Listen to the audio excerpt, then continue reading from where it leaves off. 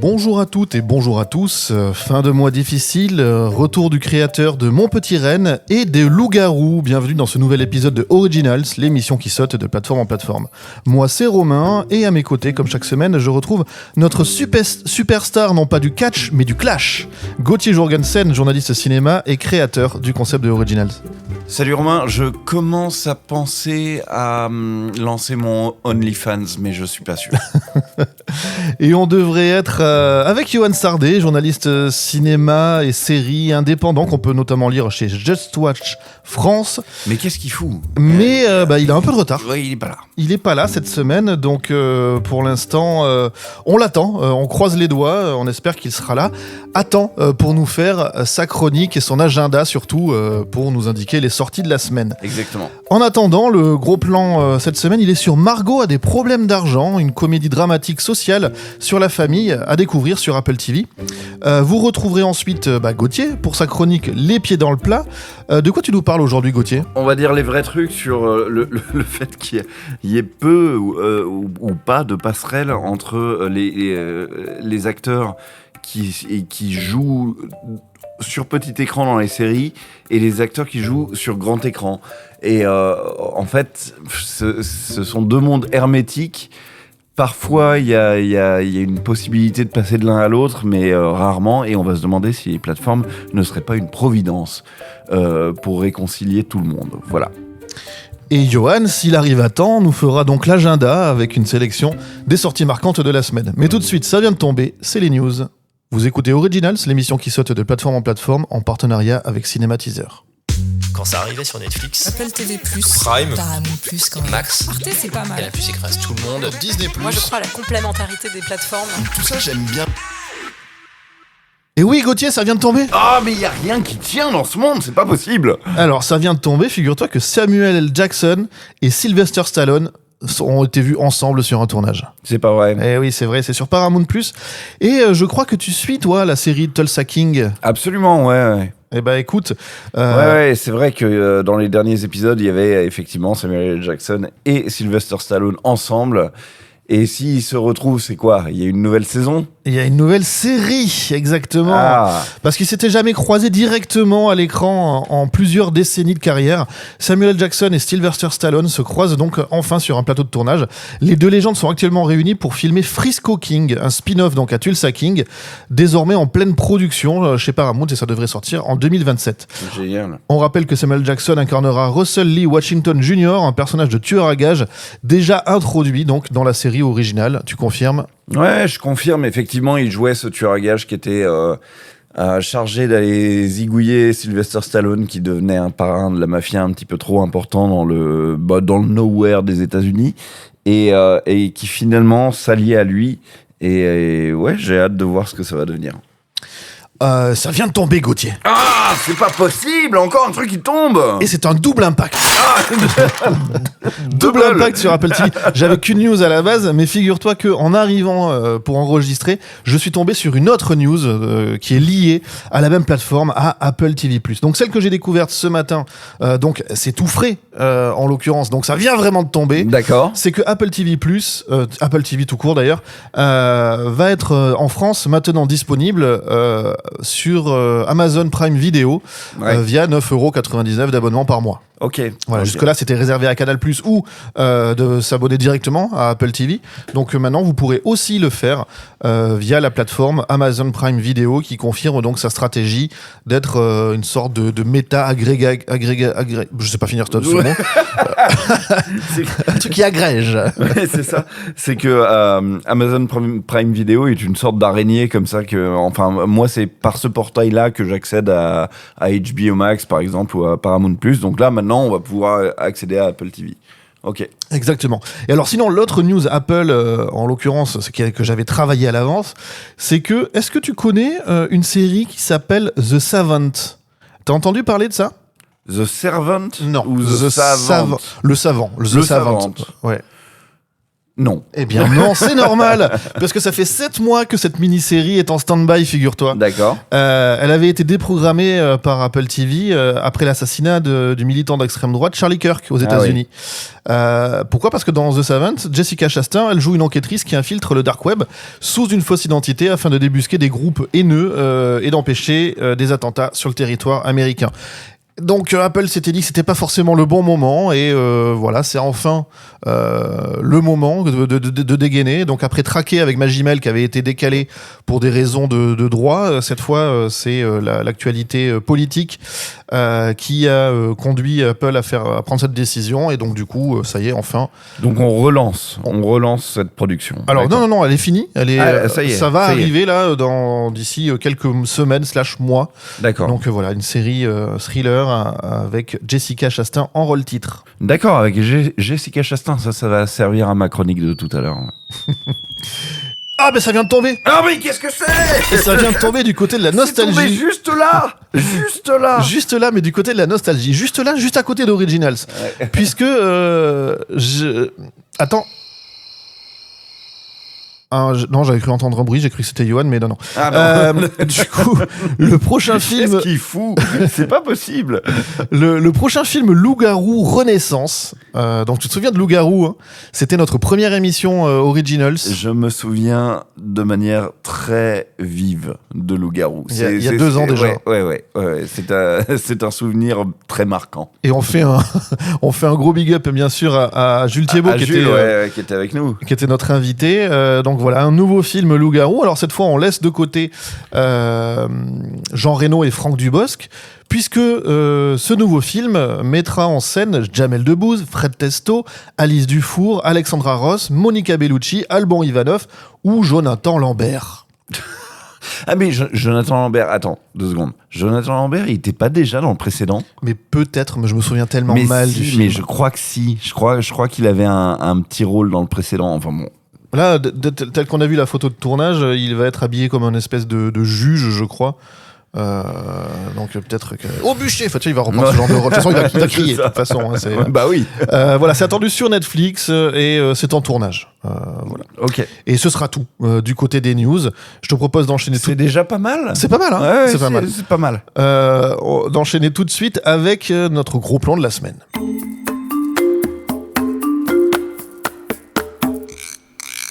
Et cette semaine, on parle donc de Margot a des problèmes d'argent, une série avec un titre particulier. Ouais. Voilà.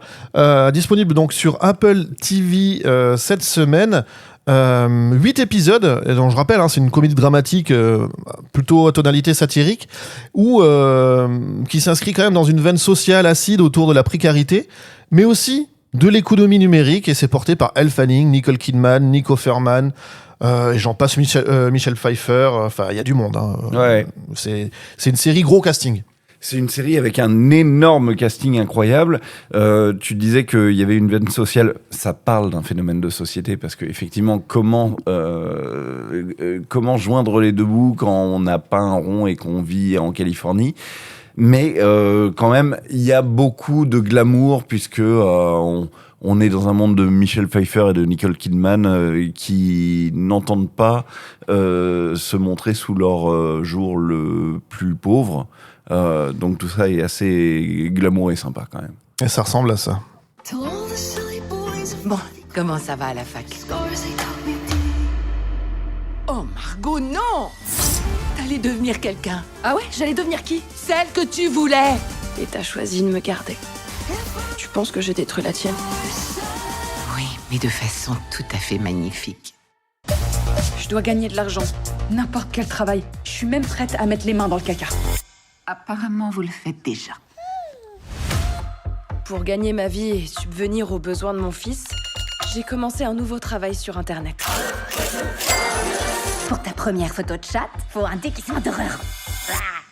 L'histoire, c'est quoi ? C'est l'histoire d'une jeune femme en difficulté financière, mère célibataire, qui bascule dans des choix de plus en plus radicaux pour survivre, en exploitant les failles d'un système économique plutôt brutal.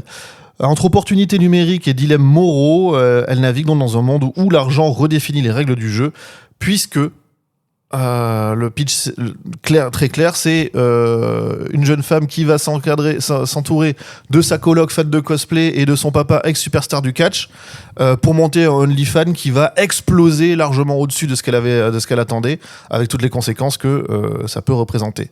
J'ai une question. Ouais. T'en parlais en intro. C'est quoi OnlyFans, Gauthier? OnlyFans. Je rappelle qu'il y a un enfant dans la pièce, puisque c'est les vacances scolaires et tu es venu accompagner. Ouais, je suis. David est là, effectivement. En clair, OnlyFans, c'est une sorte de plateforme et de réseau social, un petit peu, où on peut proposer à des gens de s'abonner pour accéder à du contenu exclusif. Et le contenu exclusif qu'on va poster sur cette plateforme, c'est souvent sous la ceinture. Ouais, voilà. C'est souvent assez olé olé. Les vieux. L'horreur. Alors avant d'entamer notre petit débat autour de Margot a des problèmes d'argent, je voulais juste te signifier que je viens de recevoir un message. Johan est donc bloqué derrière un convoi exceptionnel. Là, il doit se détourner. Il a fait appel à un Sherpa pour braver les éléments de la ligne 13. Un Sherpa, c'est bien. Un Sherpa. C'est bien ça. J'avais envie d'utiliser le mot Sherpa aujourd'hui. Donc voilà, Margot a des problèmes d'argent, une série qui s'inscrit dans la tendance actuelle, un petit peu des récits sur la précarité post-milléniale, à la croisée, on va dire, entre Euphoria et The Bling Ring, mais avec une approche beaucoup plus économique que générationnelle cette fois. Ouais. On va dire qu'il y a plusieurs avantages à Margot a des problèmes d'argent. Toi, t'as vu les 8 épisodes? J'ai tout vu. Moi, j'en ai vu 3 à date, et je suis hyper enthousiaste. Toi, t'as vu les 3 qui sont sortis la semaine dernière. Ouais. D'accord. Je suis très enthousiaste aussi. Moi, j'ai vraiment aimé tout ce que j'ai vu d'un bout à l'autre. Déjà, disons-le, c'est quand même assez particulier de voir une série qui est portée par des stars aussi stars que ça, quoi. Il y a Elle Fanning dans la jeune génération, mais il y a aussi Michelle Pfeiffer et Nicole Kidman qui sont quand même des vedettes de premier plan, enfin bon, qui sont des gens qu'on a adorés au cinéma et tout ça. Ensuite, il faut dire que effectivement, c'est une série qui va parler de OnlyFans et de cette plateforme si sulfureuse que tout le monde prend pour de la pornographie, mais c'est une série qui va aussi nous présenter cette plateforme sous un autre jour, sous une autre lumière, et nous faire comprendre à nous les vieux que c'est peut-être pas que ça et qu'il faudrait que les mentalités changent autour de ça. Et surtout, enfin, moi, ce qui m'a fait marrer dans le sens comédie de tout ça, c'est que c'est une famille décomposée qui va se recomposer. On commence la série avec une... Ne spoile pas trop, attention. Non, je vais essayer de pas spoiler, mais enfin, tout ce que je vais décrire, tu le vois dans les... On le voit dans le trailer. Hein, ouais, on le voit dans les 2 premiers épisodes. C'est-à-dire que c'est une jeune femme qui vit assez seule, c'est une étudiante, hein, qui va avoir une liaison avec son prof de lettres, en gros. D'ailleurs, ça c'est le pilote. Hein, Exactement, ouais. C'est les premières scènes même du pilote. Et elle va tomber enceinte très rapidement et décider de garder l'enfant. Et à travers le fait qu'elle garde l'enfant, elle se rapproche de sa mère. Et elle téléphone à son père qu'elle n'a pas vu depuis longtemps, qui va rappliquer. Et voilà, autour de toute cette situation un petit peu désespérée, il y a une famille complètement foutraque qui va se réunir. Et ça, en termes de comédie, je trouve ça assez charmant. Surtout que le papa donc, est un ex-catcheur joué par Nick Offerman, c'est ça, complètement accro à des substances, qui s'est sevré, mais qui est un petit peu borderline et tout ça. Donc c'est la famille la plus dysfonctionnelle possible qui se réunit en temps de crise pour essayer de reformer une famille un peu fonctionnelle. Très marrant. Oui, parce que même le personnage de la maman qui est joué par Michelle Pfeiffer, on sent bien que c'est une maman un peu en fuite. Ouais. Qui a un sérieux problème. Alors moi, je ne sais pas si ça sera peut-être expliqué par la suite, mais qui a quand même un sérieux problème avec les enfants. Voilà, et qui vit genre l'éternelle jeunesse, qui essaie de se raccrocher à une image de... Ouais, c'est ça. Elle a entre 60 et 70 piges, et puis dans sa tête, on sent bien qu'elle en a toujours 18, quoi. Et ça, c'est assez marrant. On sent aussi que elle a été assez sacrificielle autour de sa fille. Elle s'est donnée pour la faire grandir, mais son petit-fils, en revanche... C'est pas possible. Elle peut pas aller jusque-là. Elle a pas le mojo avec les enfants. Elle sait pas comment faire. Comment la série met en les problèmes d'argent et la précarité économique contemporaine en scène sans tomber dans trop de misérabilisme pour toi? Bah, il y a un truc qui est très bien foutu, c'est que Elle Fanning, qui joue le personnage principal de Margot, elle tombe enceinte et elle fait ce choix irrationnel, mais qu'on peut pas moraliser, de garder un enfant qu'elle peut pas vraiment faire grandir dans de bonnes conditions. Et à partir du moment où elle a un enfant, et en plus un enfant qui va être assez difficile, qui va pleurer tout le temps et tout ça, vraiment le bébé qu'on n'arrive pas à contenir, elle va avoir des problèmes d'argent pour tout, elle peut pas rester étudiante.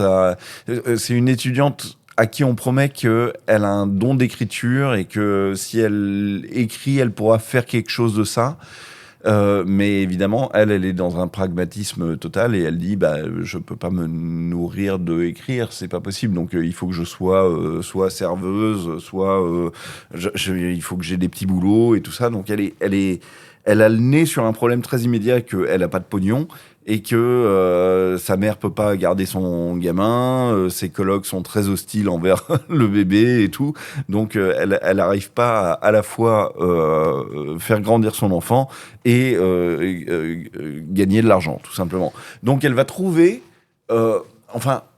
ça c'est dans l'épisode 2 ou 3, elle va finir par avoir une intuition que OnlyFans, cette plateforme où en gros montrer un sein ou plus, pour des gens qui s'abonnent et qui donnent de l'argent, là il y a peut-être une solution d'argent facile très immédiat, quoi. C'est assez cocasse que deux séries qu'on traite coup sur coup, donc Euphoria il y a pas très longtemps et Margot a des problèmes d'argent aujourd'hui, issues de deux plateformes différentes, HBO Max et Apple TV, abordent justement la monétisation à travers ce genre de plateforme, les deux avec un angle et un prisme vraiment différent pour le coup. La série Margot a des problèmes d'argent, ça doit être sur Apple TV, elle ne nous épargne rien en termes de visuel, c'est très frontal. Les actrices et les acteurs se mettent à nu quand même pas mal, au sens propre comme au sens figuré. Moi, si on m'avait pas dit que c'est sur Apple, j'aurais pu croire que c'était HBO aussi. Ouais, c'est marrant d'ailleurs parce que donc les deux sont produites par A24, il me semble. Et c'est vrai, t'as raison, au bout du deuxième épisode, au bout de la fin du deuxième épisode, on avait tellement déjà vu la poitrine de Elle Fanning sous toutes ses coutures que je me suis dit, c'est marrant, cette série arrive à désexualiser l'idée d'être nue pour une femme. Là où je trouve que c'est particulièrement fort, c'est qu'il y a certaines scènes où il y a une sexualisation voulue, puisqu'on est dans des scènes de séduction, d'échanges amoureux et ce genre de choses. Et après, on est dans tout ce qui est en rapport à la maternité. Et effectivement, on arrive à avoir des corps sans forcément les associer à la sexualité.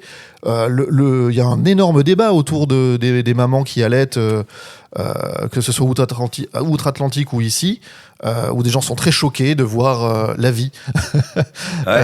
Donc je trouve que la série, elle prend un parti pris notamment autour de ce sujet. Ouais, c'est marrant d'ailleurs parce que Elle Fanning, dans la série, Margot, qui a un enfant, elle fait le choix d'allaiter son enfant.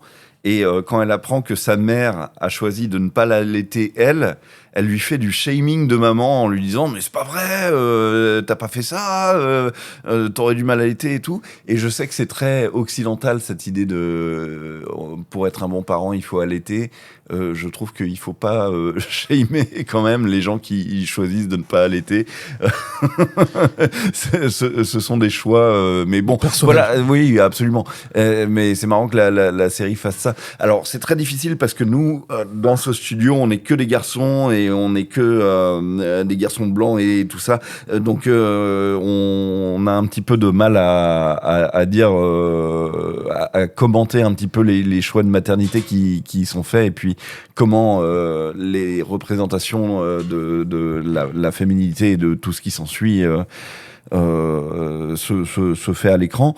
Donc on dit pas c'est bien c'est mal, hein. Non, juste on expose. Voilà, on commente tout simplement. Mais donc Margot, elle a un enfant, elle choisit de l'allaiter et elle a plein de problèmes consécutifs à ça. Son gamin hurle de jour et de nuit parce qu'il n'est pas assez nourri et ça fait que ses colocs se barrent et que son loyer augmente et tout. Enfin, c'est hyper bien montré comment les choix que tu fais dans une vie peuvent avoir des conséquences sociales sur toi immédiates, quoi. Il y a une vraie frontière, elle est hyper fine, entre l'autonomie personnelle et l'exploitation de soi. Oui, absolument. Et si cette série a une vraie résonance, enfin un vrai bénéfice presque éducatif pour les gens, c'est qu'elle va vous faire comprendre comment choisir de s'exposer sur une plateforme comme OnlyFans, c'est pas uniquement de la pornographie, c'est pas uniquement de la prostitution, même si c'est le regard qu'en ont les vieux comme nous dessus. C'est parfois un choix personnel. Le corps des femmes leur appartient, donc si elles choisissent de l'exposer, finalement, c'est leur choix. Et surtout, OnlyFans n'est pas un tampon à la créativité.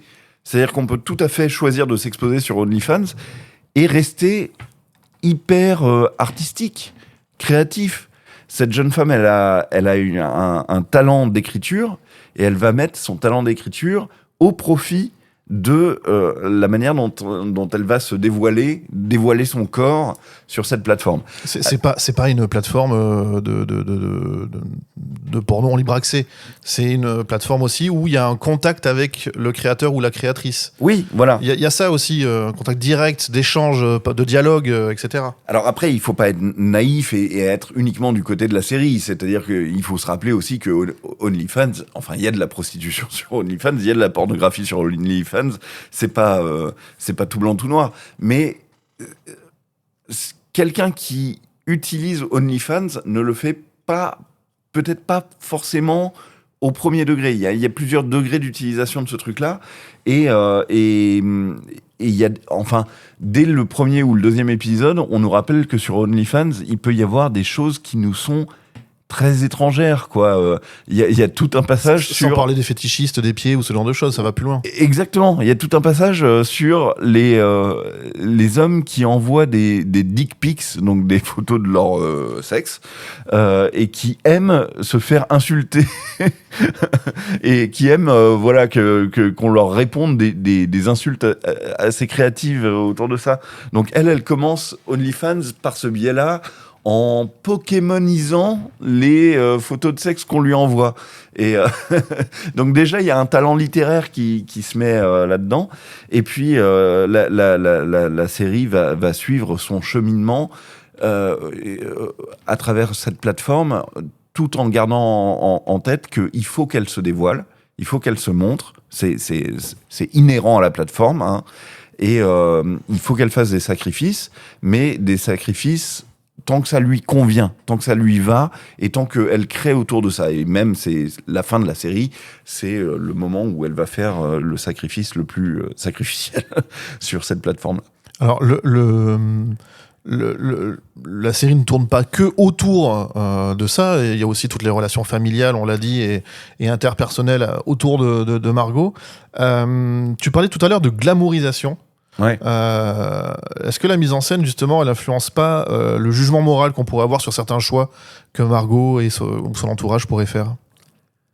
Ouais, c'est compliqué ça, parce que tu as parlé très bien de Euphoria, dont on a parlé la semaine dernière, en rappelant que OnlyFans faisait aussi partie du scénario de Euphoria. D'ailleurs, j'en profite pour dire que Euphoria a le point de vue hyper réactionnaire qu'on a tous autour de OnlyFans, et jette un regard sur OnlyFans en disant attends, mais c'est de la pornographie, point barre. Là, Margot a des problèmes d'argent, c'est quand même un regard bien plus progressiste sur OnlyFans que ne l'était l'autre. Mais ouais, pour la glamourisation, on va dire que c'est drôle parce que Euphoria pervertissait complètement OnlyFans dans sa représentation en montrant tout de suite Sydney Sweeney dans un costume de chien en train de s'avilir. totalement. Alors que Margot a des problèmes d'argent, choisit une esthétique beaucoup plus prometteuse autour de OnlyFans. Regardez, en gros, ça vous dit regardez le contenu le contenu pour lequel on paye, il est quand même assez chouette, quoi, assez fluo, assez sexy et tout ça. Et pourtant, la série ne tient pas du tout un discours, comment je pourrais dire, un discours tape à l'œil sur OnlyFans. Donc, tout en choisissant une esthétique plutôt sexy, le discours reste très très modéré autour de tout ça. Sans doute aussi grâce à tous les rôles secondaires. Ouais. Elle est entourée d'une mère qui ne veut pas vieillir. Elle est entourée d'un père qui est un ancien catcheur et qui a perdu de sa gloire, de sa... Oui, il a été blessé. Ouais, il a été blessé, donc il n'a pas pu continuer sa carrière, mais ça fait déjà 20 ans qu'il est à la retraite et qu'il essaye de se réinventer.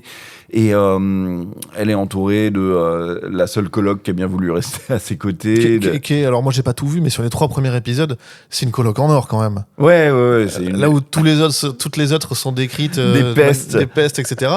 Là, on est sur une qui a des super réactions, qui est hyper humaine et humaniste. Il y a même un côté too much, c'est-à-dire que moi je suis là accompagné de mon fils dans un studio d'enregistrement parce que j'ai pas pu le faire garder. Elle est entourée de plein de gens hyper démunis qui sont hyper libres de garder son enfant H24, sauf sa mère qui peut pas. Sa mère, elle en veut pas. Mais bon, la coloc est hyper compétente pour ça, le papa est hyper compétent pour ça et tout. Tout peut pas être parfaitement réaliste. Mais ouais, elle est vraiment entourée d'une galerie de personnages hyper variés. Il y a même Nicole Kidman qui joue une ancienne catcheuse. Quand on la voit apparaître dans le 4e épisode, on se dit « Ah, c'est un caméo de Nicole Kidman ». Et au fait, non, elle va avoir un plus grand rôle que ça, puisque c'est une ancienne catcheuse qui est devenue avocate et qui va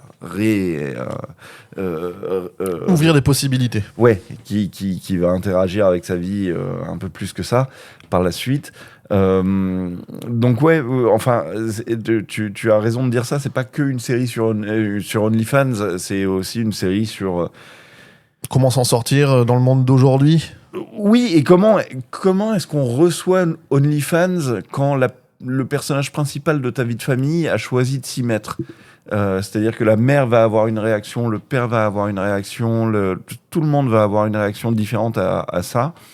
Et tout le monde va finir par se dire, ok, c'est transgressif, c'est sûr, ça implique une transgression, mais ça ne ferme pas la porte à la créativité. Et ça, c'est pas mal. Le père, notamment, va avoir cette réaction de se dire, mais moi, avec mon métier de catcheur... La mise en scène, il connaît. Bah ouais, c'est... Le storytelling aussi, etc. Oui, et se dévoiler corporellement et tout ça, c'est un peu la même, quoi.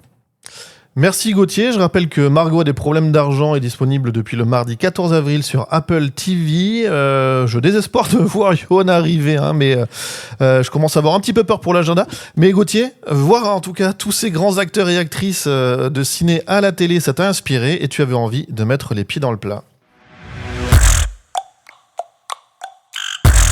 Et Gauthier, vers où tu nous amènes cette semaine ? On va dire les vrais trucs. On va dire les vrais trucs sur ces acteurs de cinéma qui se disent « Tiens, le temps d'une série, je vais me mettre au petit écran ». Et tous ces acteurs de petit écran qui se disent « Ah, et si je faisais carrière sur grand écran » et tout ça. Il y a un cliché qu'on a tous en tête et que j'essaye de combattre un petit peu, qui est que un acteur de grand écran, c'est plus noble qu'un acteur de petit écran.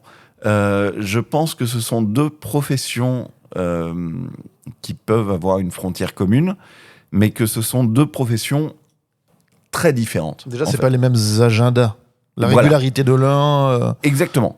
C'est-à-dire que quand tu es acteur pour petit écran, tu signes des contrats qui te mènent à tourner des épisodes de série ou des épisodes de téléfilm, et parfois en chaîne, quoi. Parfois, tu es très attaché à ton contrat et tu peux pas forcément en sortir le temps de dire je vais aller tourner un film pour le cinéma, ce qui peut prendre 2 à 5 mois ou un truc comme ça. Et Je pars 6 mois en Nouvelle-Zélande, salut. ouais, salut les copains. Vous continuez à faire la série sans moi et tout ça. On se fait une visio. Ouais, exactement. Si vous regardez par exemple les making-of de Retour vers le futur, le premier Retour vers le futur, il y a quelque chose d'hyper intéressant parce que Michael J. Fox était attaché à une série télé qui devait tourner la journée. À succès, qu'on a un peu oublié, mais qui était un monument à l'époque, au milieu des années 80. Exactement, dont le nom m'échappe complètement. T'inquiète, je vais te retrouver ça. Et donc, il devait tourner des épisodes de ça le jour, et il a dit OK à Retour vers le futur, qui est devenu le film culte qu'on connaît, mais il pouvait le tourner que la nuit. Et c'est pour ça que, en gros, 60% du film se déroule de nuit, ce qui est un truc assez amusant. Mais donc voilà, Michael J. Fox, il a réussi ce pari de commencer en étant un acteur de télé et de passer sur grand écran assez bien. Mais il est resté un acteur de télé. Pardon, alors la série, elle s'appelle comment ? Sacrée Famille en français. Sacrée Famille, exactement. Family Ties en VO.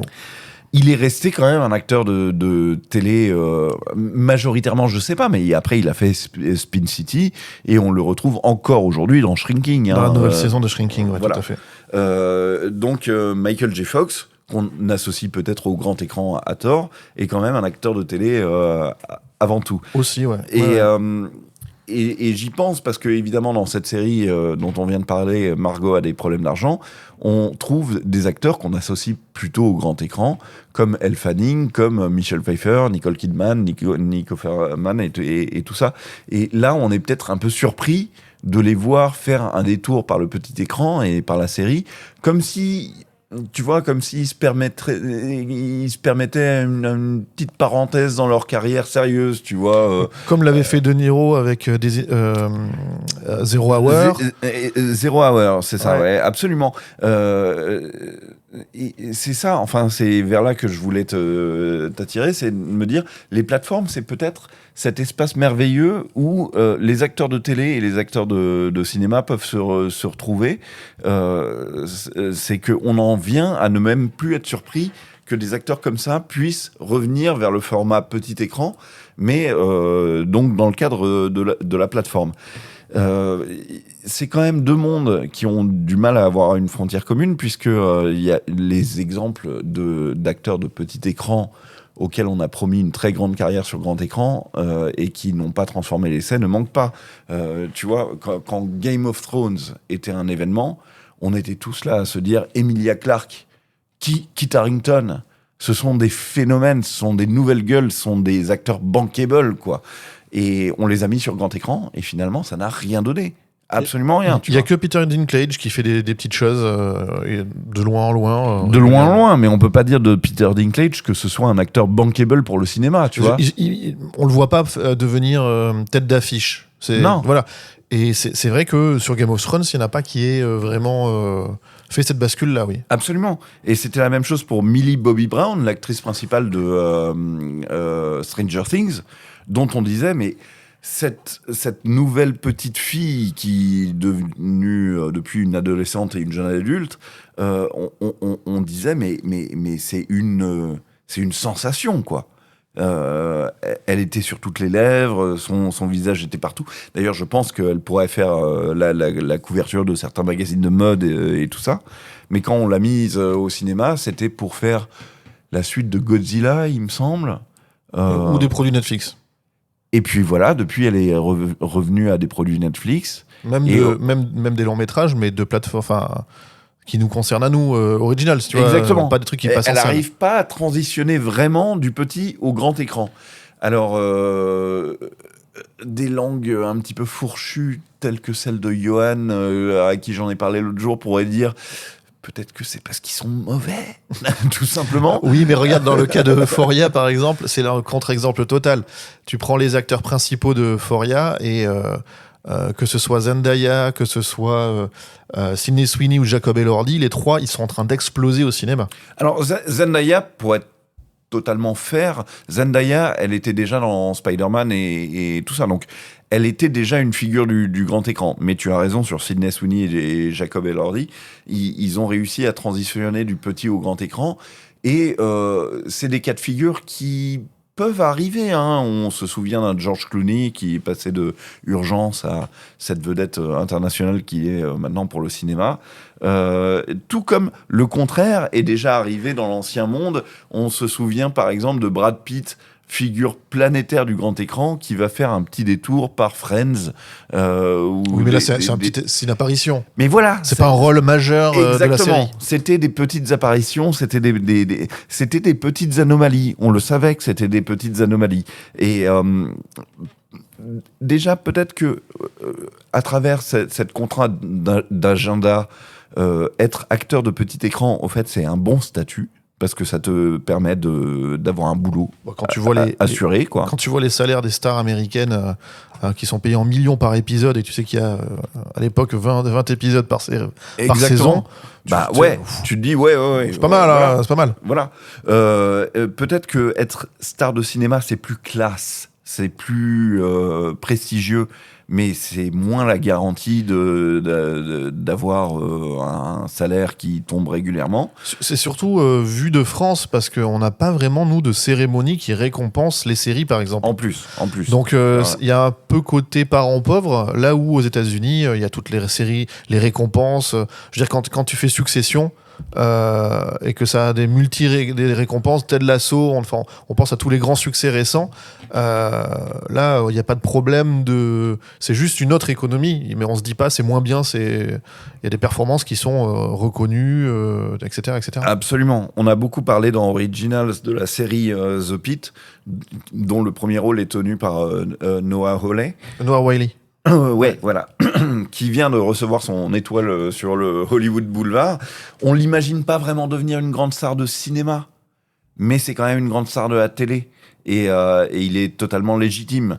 Donc voilà, faire une carrière en télé pour un acteur, c'est un peu comme Mimi Mati avec Joséphine Ange Gardien, si tu veux. C'est un truc, c'est quand même très sûr, quoi. Audrey Fleurot avec HPI. Il y a des exemples en France aussi, oui. Exactement.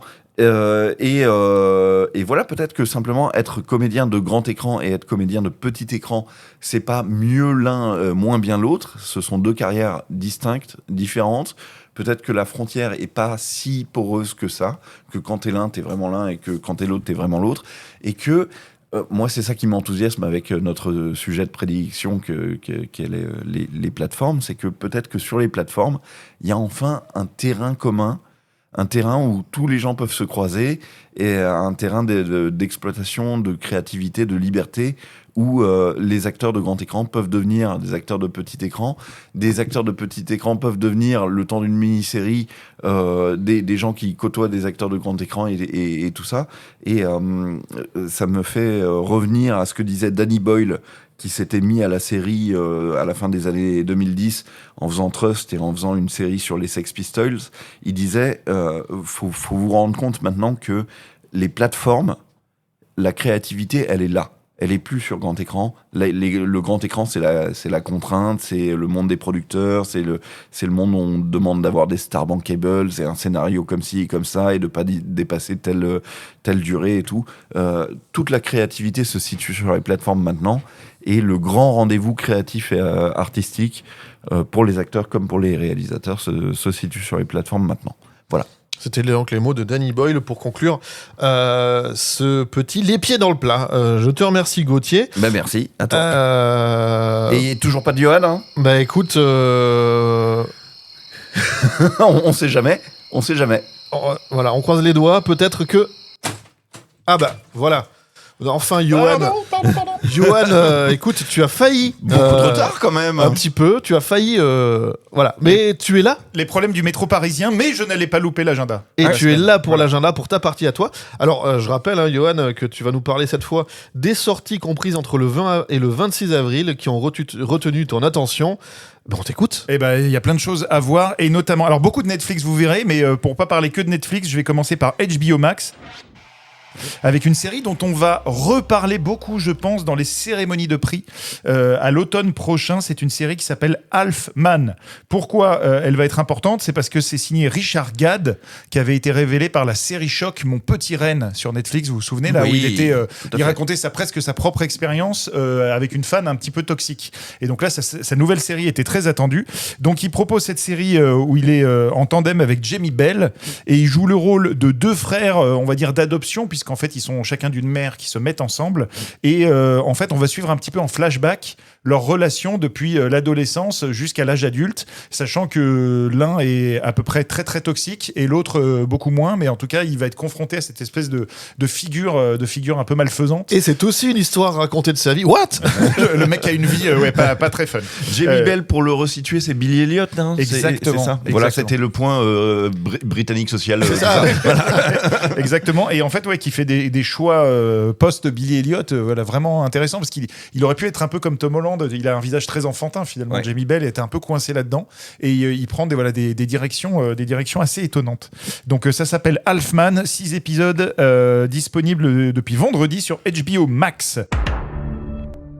Sur Netflix, donc j'y viens, donc vous allez avoir une grosse suite de trucs Netflix, et notamment depuis jeudi, le retour de Stranger Things, chronique de 1985, 10 épisodes donc animés, à défaut de Conformity Gate, donc on rappelle, c'était cette espèce de... Non, mais... Voilà, d'ailleurs on en avait parlé ensemble. Mais oui, je sais, je suis toujours déçu. C'était ma première, mais en tout cas il y avait cette rumeur de y a-t-il un épisode caché de Stranger Things, tout ça machin. À date, la réponse est non. Mais en tout cas, il y a ce qu'on appelle donc un sidequel. C'est donc une suite, mais qui vient s'intégrer au sein de la série déjà existante. Donc en fait, ça racontera les événements entre la saison 2 et la saison 3, avec des nouveaux monstres. Et donc notre équipe de jeunes héros et de Eleven confrontés à tous ces monstres sortis du monde à l'envers. Est-ce qu'il faut des épisodes pour raconter ça ? Je sais pas. C'est pas clair. Comment la série va-t-elle se raccrocher au reste, sachant qu'en fait on parlait pas de ces nouveaux monstres dans la saison qui suivait? Je ne sais pas. En tout cas, visiblement ils ont vécu beaucoup de trucs. Mais les voix ne sont pas du tout les mêmes. Donc en fait donc les comédiens n'ont pas rempli, donc c'est vraiment des nouveaux comédiens. Il y a personne du cast original qui revient. Par contre, les frères Duffer sont vraiment on pourrait croire qu'ils ont un peu vendu les droits de Stranger Things et qu'ils sont partis faire autre chose. Non, ils sont vraiment très investis, et parce qu'en fait ils voulaient, avec cette série d'animation, retrouver ce qui eux avaient bercé leur jeunesse, c'est-à-dire les dessins animés du samedi matin. Et donc en fait ils ont donc un peu comme The Real Ghostbusters, je sais plus comment ça s'appelait en France. Ghostbusters. Ouais, il avait appelé SOS Fantôme, je crois, directement.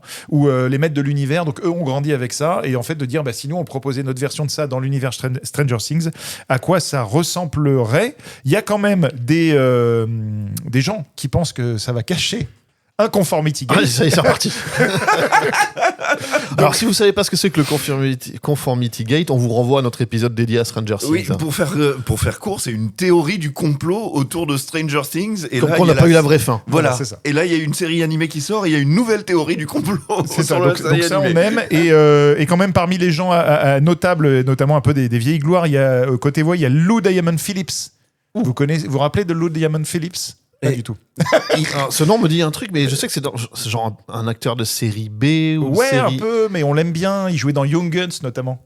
Il a une tête de méchant. Ça y est, je l'ai. Super. Et il y a Robert Englund qui joue Freddy Krueger, qui vient porter sa voix. Et j'avais envie de placer que les décors notamment ont été concoctés par un monsieur qui s'appelle Benjamin Plouffe, et ça me fait rire. Ce nom. Ça n'a aucun intérêt dans cette... mais je te comprends. En fait, je vois le casting, je fais Benjamin Plouffe, je suis obligé d'en parler. Benjamin Plouffe, il est là. Donc je lui fais une dédicace. Toujours sur Netflix. On a perdu tout le monde en plateau. Mais voilà, ce monsieur, on l'embrasse parce qu'il fait des beaux décors. Et qu'il a un super nom. Toujours sur Netflix, depuis vendredi, un film qui s'appelle Apex. Apex, c'est donc le nouveau film de Balthazar Kormakur. Si je vous dis ça comme ça, vous savez pas trop qui c'est. C'est un réalisateur islandais qui avait commencé par des polars, notamment Jar City, qui était vachement bien. Très beau, et après, qui est venu plutôt vers le survival movie. Donc, il a fait Survivre sur un naufrage, il a fait Everest, il a fait À la dérive sur un autre naufrage, il a fait Beast avec Idris Elba qui tapait un lion.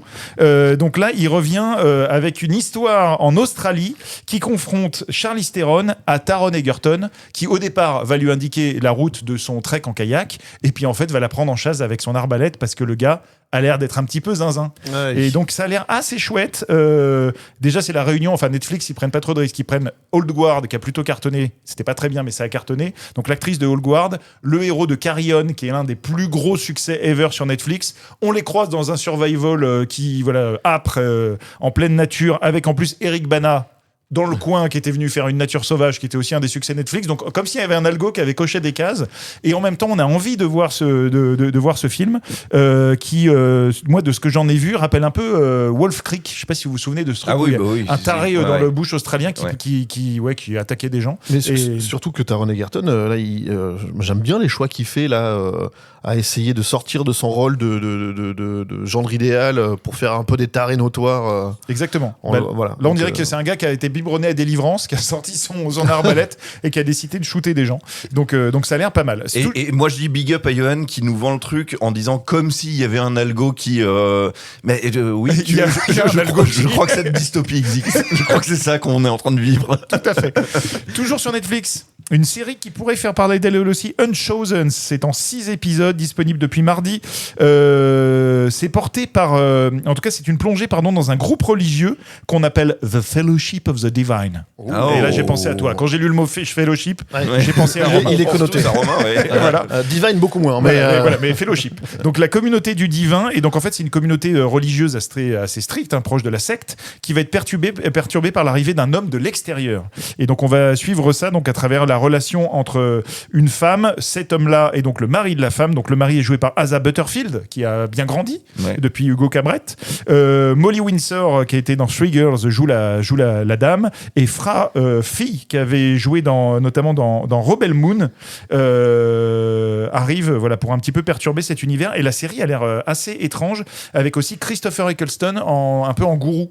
Et on se souvient déjà de ce qui c'était lui dans 28 jours plus tard, qui était une sorte de gourou militaire un peu de son groupe de survivants. Et puis dans Petit meurtre entre amis, c'est lui qui devient fou et qui part on spoil pas le film. Voilà. Il part dans le grenier.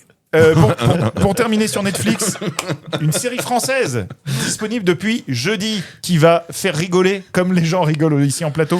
Ça s'appelle Recalé. Recalé, c'est l'histoire d'un voyou qui, pour échapper à 7 ans de prison, il s'avère qu'il est génial en maths, un peu comme Perceval dans Kaamelott. Et en fait, on lui dit tu sais quoi, tu vas intégrer un lycée sous couverture, donc tu vas te faire passer pour un prof de maths pour essayer de repérer le fils d'un baron de la drogue. Donc ça, c'est le pitch de départ. C'est 21 Jump Street. C'est un peu 21 Jump Street. Rencontre Perceval, si on résume. Et en tout cas, dans l'esprit, donc c'est signé François Usan qui avait fait Family Business, Lupin, Fiasco et Loup-garou notamment, donc qui a un vrai goût pour l'humour qui fonctionne bien et qui a mis beaucoup de réalisme parce qu'il a fait une immersion à Noisy-le-Grand pour saisir le vrai quotidien et la vraie vie des profs. Et donc en fait, je pense qu'on va se retrouver avec un truc à la fois très drôle et à la fois dans un esprit un peu comme la vie scolaire ou parents d'élèves, qui sont des choses que j'aime bien. Peut-être un peu moins cartoon que les profs, par exemple.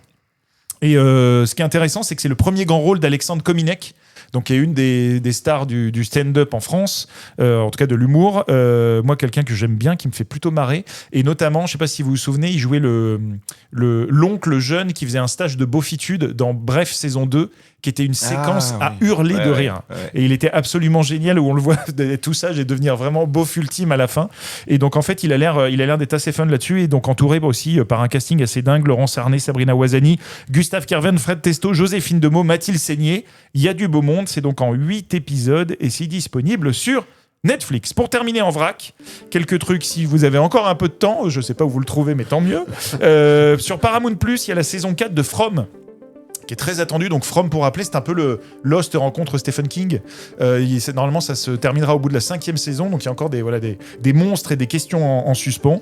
Et je vais pas mentir, je n'ai jamais vu la série, mais je sais qu'il y a une vraie communauté autour. C'est un endroit où quand t'arrives, tu peux plus repartir. C'est ça, exactement. Un bled aux États-Unis. Donc voilà, très Stephen King et Lost à la fois pour ce côté mystérieux. Et, si vous avez vu le WandaVision, le début du pitch, c'est ça. C'est une ville dont on ne peut pas partir. D'accord. Donc ce n'est pas du tout une série sur le fromage. Ce n'est pas du tout.